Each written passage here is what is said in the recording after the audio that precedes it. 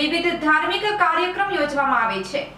રવાપર ગામેથી 1 કિલોમીટરના અંતરે આવેલ અને સર્પોની નગરી તરીકે ઓળખાતા નાગવીરી ગામે બિરાજમાન છે રાજરાજેશ્વર અને ભીમનાથ મહાદેવ, જેનો ઇતિહાસ લોકબોલી પ્રમાણે સદીઓ જૂનો છે।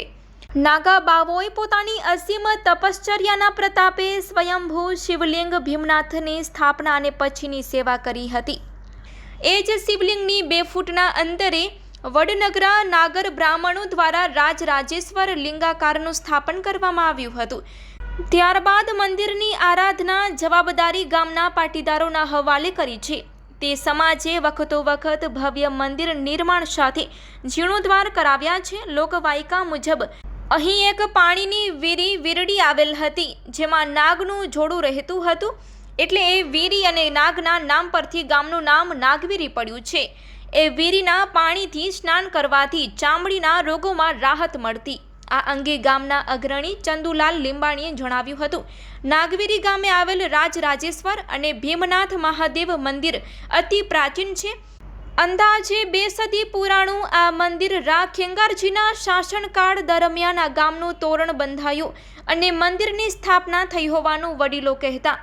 જે તે વખતે વડનગરા નાગર બ્રાહ્મણોને ભેટમાં આપેલું હતું અને ગામનું સંપૂર્ણ વહીવટ નાગર બ્રાહ્મણો કરતા હતા। આઝાદી પછી પંચાયતી રાજ લાગુ પડ્યું અને મંદિરની જવાબદારી પાટીદાર સમાજના હવાલે આવી। ત્યારથી અત્યાર સુધી 1982, 2001, 2009 અને 2020માં મળીને 4 વખત પાટીદાર સમાજ દ્વારા જીર્ણોદ્ધાર થયું છે। સામાન્ય દરેક શિવ મંદિરમાં એક જ શિવલિંગ હોય, પરંતુ અહીં 2 લિંગ આવેલી છે। એક ભીમનાથ મહાદેવ અને એક રાજરાજેશ્વર મહાદેવ તરીકે ઓળખાય છે। આ મંદિર સર્વે ગ્રામજનોના આસ્થાનું કેન્દ્ર છે। ગોવિંદભાઈ પોકાર અને ડાયાભાઈ રામાણીએ વિગતો આપતા કહ્યું હતું કે અહીં શ્રાવણ માસ અને મહાશિવરાત્રિના ભજન કીર્તન અને પૂજન અર્ચન, રુદ્રી અભિષેક, 4 પ્રહરની પૂજા સહિતના ધાર્મિક કાર્યક્રમો યોજાય છે। તેમજ શ્રાવણ વદ પાંચમના વાર્ષિક પાટોત્સવ યોજાય છે, જેમાં મૂળ નાગવીરીના અને ધંધાર્થે બહાર વસતા ભાઈઓ પણ હાજરી આપે છે।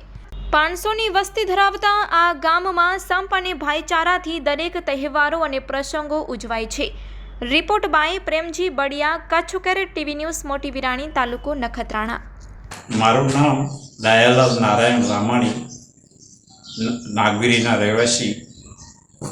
અત્યારે જે જગ્યાએ અમે છીએ એ બહુ જ પુરાણું મંદિર શિવનું છે અને એ શિવ મંદિરની જે વર્ષે જે એનો ઉત્સવ ઉજવવામાં આવે છે એ શ્રાવણ વદ પાંચમના એનો પાટોત્સવ ઉજવવામાં આવે છે।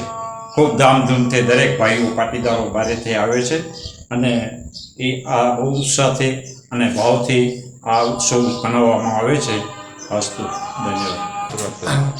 મારું નામ ગોવિંદભાઈ અર્જણભાઈ પોકાર, અહીંયા નાગવીરી ગામના। એટલે અમારું આ પુરાણું શિવ મંદિર રાજરાજેશ્વર મહાદેવ અને સાથે સાથે ભીમનાથ મહાદેવ બંને આપણે પુરાણા સ્થળ છે ધાર્મિક। હવે આની અંદર અમારે શ્રાવણ મહિનામાં બધા પૂજા કરવા આવે છે ને એનો અભિષેક નિયમિત આપણે શ્રાવણ મહિનામાં થાય છે। તદુપરાંત આપણે મહાશિવરાત્રિનો ઉત્સવ પણ એની 4 પૂજા આપણે ધામધૂમથી કરવામાં આવે છે। ભજન કીર્તનનો કાર્યક્રમ હોય છે। આખી રાત આપણે એ કીર્તન ચાલે છે ને ભજનો થાય છે। એટલે આ અમારું શ્રદ્ધાનું કેન્દ્ર છે અને ધામધૂમથી ગામના બધા સાથે મળીને ઉજવીએ છીએ। પટેલ ચંદુલાલ કરમસિંહ લીંબાણી, મૂળ નાગવીરીના, અત્યારે પણ રહેવાસી નાગવીરી। અમારા ગામમાં આ રાજરાજેશ્વર મહાદેવનું મંદિર વર્ષો પુરાણું છે, જે અમારા વડીલો પણ નથી જાણતા ગામની ક્યારે દોરો બંધાવાનો છે અને ક્યારે આ મંદિરની સ્થાપના થઈ છે। એ અમારા વડીલોથી પણ પૂર્વેનું આ મંદિર છે। અમારા ગામમાં રાજાશાહી ખેંગારજી મહારાજનું જ્યારે શાસન હતું ત્યારે આ ગામ બંધાયેલું છે।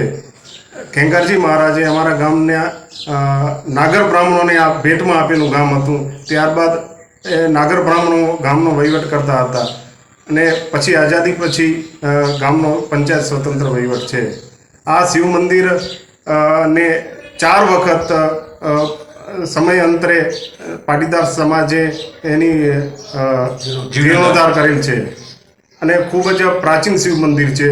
અમારા શિવ મંદિરમાં એક નહીં પણ 2 શિવલિંગો છે જે બહુ જ ઐતિહાસિક શિવલિંગો છે અને ભગવાન શ્રી ઉપર સમગ્ર પાટીદાર સમાજ તથા સમગ્ર ગામજનોની ખૂબ જ આસ્થા રહેલી છે.